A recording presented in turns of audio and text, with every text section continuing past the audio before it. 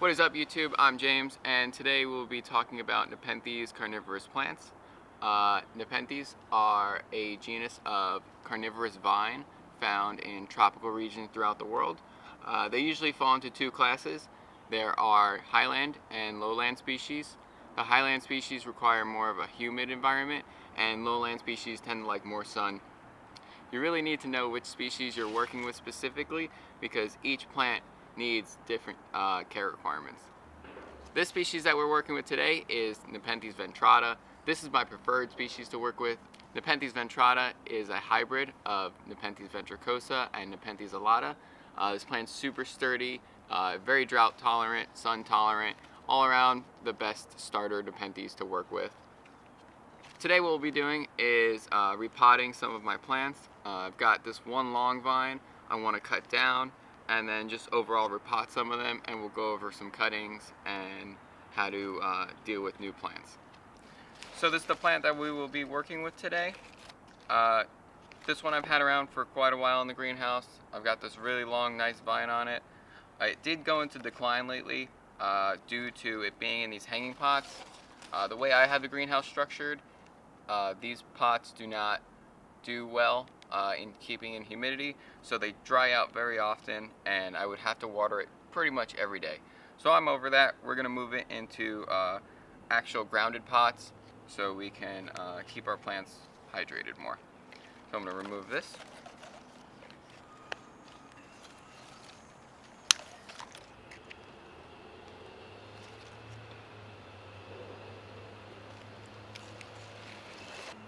The older the vine, they tend to get more woody and brown like this. This is fine, just the plant's been along for a bit longer.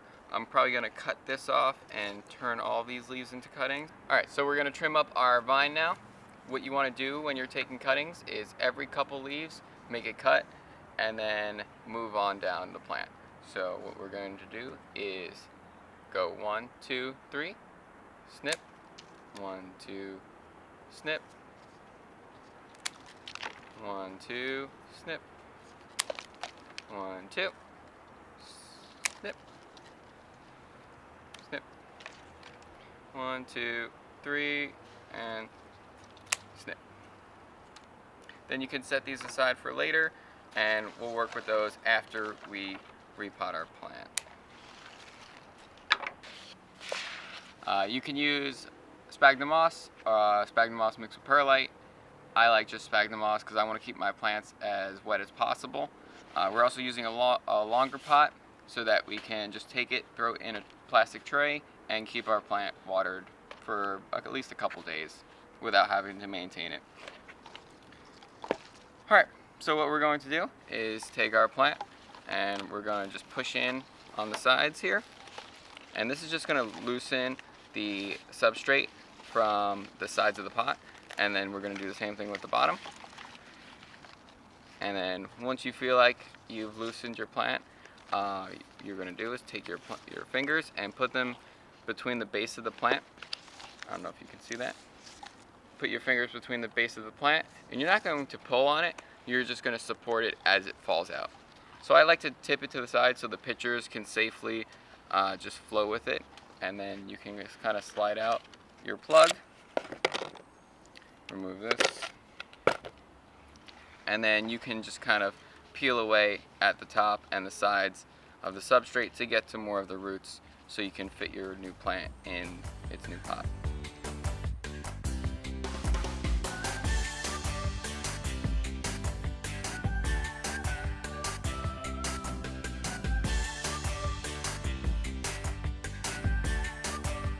Okay, so we've gotten down to most of the root system. You can see it's got some nice big long roots and then a bunch of other smaller roots. That's fine. So what we're going to do, get that off. We got, like I said, a little bit of substrate in there, and we're just going to put this down on top. Make sure to get those big roots in there. The big roots matter much more than the smaller ones. If you break a couple roots, it's not the end of the world. Your plant will do fine. So we just gently put it in there, and then we'll have some moss prepared, and we will just kind of gently pack in our roots in there. You don't want to press in too hard or be too rough with it.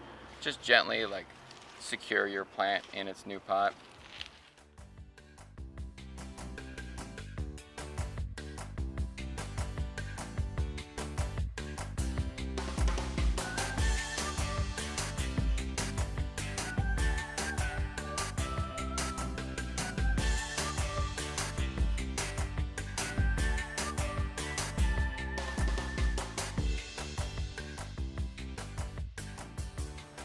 Okay, so our plant's secured for the most part. It's almost always going to be a little loose because it's just been uprooted. I could have potted this one a bit deeper. You can see it's got a lot of this trunk exposed. You can pot it deeper. I like it like this actually because it looks pretty cool. It gives it like a cool little bonsai effect. What you can do if you feel like your plant is not secured is take just a long spike, long training spike, and just slide it in there. And that way your plants have something to grab onto to grow upwards, and you don't have to worry about your plant falling over on you if it's not fully supported. Alright, so this is our potted plant.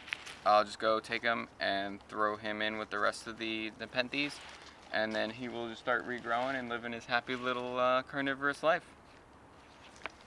Alright, so now we're going to address our cuttings.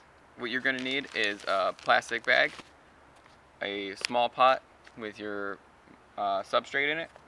We're still using 100% sphagnum moss, and then your cuttings. So what you're going to do is you're going to take your cuttings, and your new plants are going to grow out from the little nodes that are just above the leaf. There's little nodes right here. New plants are going to be sprouting from these nodes, and then from this base is where you're going to get your roots. So what we're going to do is to limit the amount of water loss we're going to get while our cuttings are growing roots. We're going to snip off most of these leaves, and then we're going to put them to the side, and we're going to go through and do that for the rest of these. Even if they're growing pitchers, the pitchers are not going to survive. They'll never come through.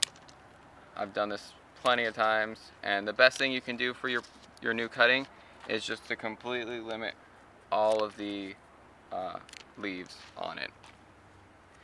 Even on a tip like this, you've got this new leaf coming up, it's most likely just going to end up molding on you, so I just go ahead and take that little bit off. There's a couple ways you can deal with the bottom of your plant. There's plenty of different methods. What I like to do is just shave off the wall of the plant to kind of expose more of the rhizome. So we're just gently taking off the first layer of the skin, and then you could see the core of the plant, or the rhizome. That's where your roots are going to burst out of, so we're just making it a little bit easier for our roots to start growing.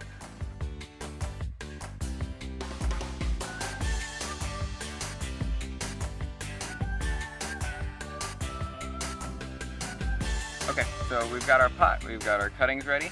What you can do at this point, if you like, is take your cuttings and dip them in rooting hormone. It's really just a fungicide. I haven't noticed any difference. I've done controls where I've done rooting hormones in one set and no hormones in another, and they all have a pretty good chance of rooting, so I don't even bother with it anymore. We're just going to take our pot, put some holes in it,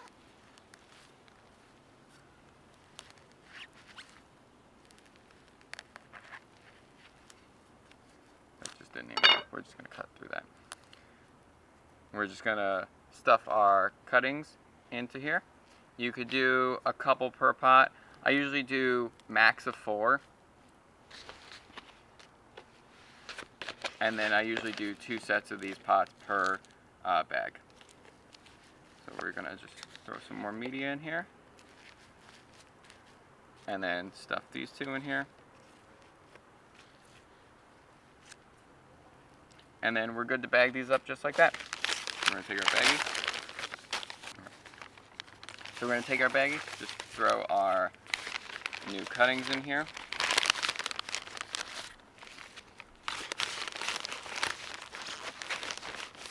I usually put the date on here.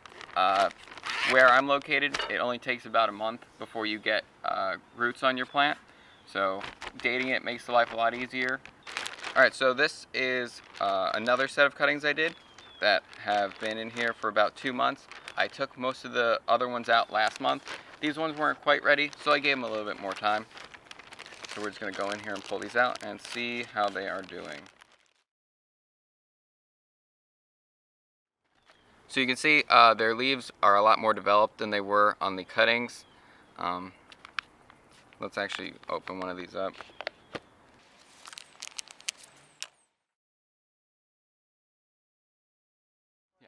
So we're going to peel away the substrate and see if we have any roots, which you can feel the tension, that you could feel the plant actually holding on to it. But if you look close up, you could see a bunch of little black roots, which means our cuttings have been successful and we can pot this plant and let it assume its normal growing pattern.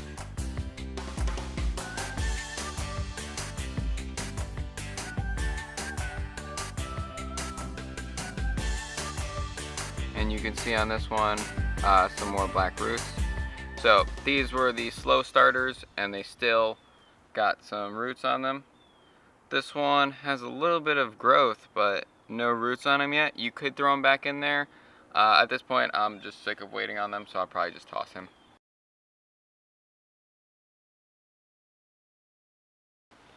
Alright, so potting these is pretty much the same as potting the larger plant. Obviously everything's just a little bit smaller. Your roots are, there's a lot less roots to these plants, so you want to be a little bit more gentle with it.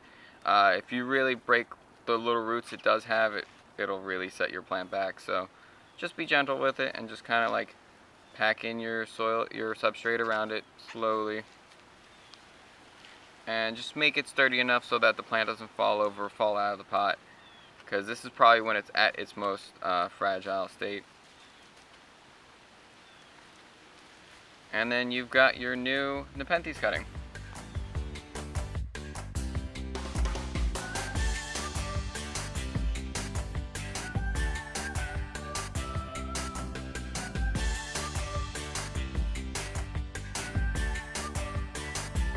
Alright, and those are our Nepenthes cuttings. So these are the cuttings that I first pulled out from that last batch I just showed you. These are about a month old, so they've been out for a month and you could see the growth on them definitely. They've started to get their pitchers. Once you notice your pitchers, you'll notice that the plant itself will do a lot better, and they pretty much are home free at that point. They're just smaller Nepenthes plants, just take care of them how you would any other plant. Alright guys, that's pretty much it for the video. I hope you found it informative. If you have any questions or you want to see any other content, any plant related content, leave a comment and let me know. And thanks for watching. Peace.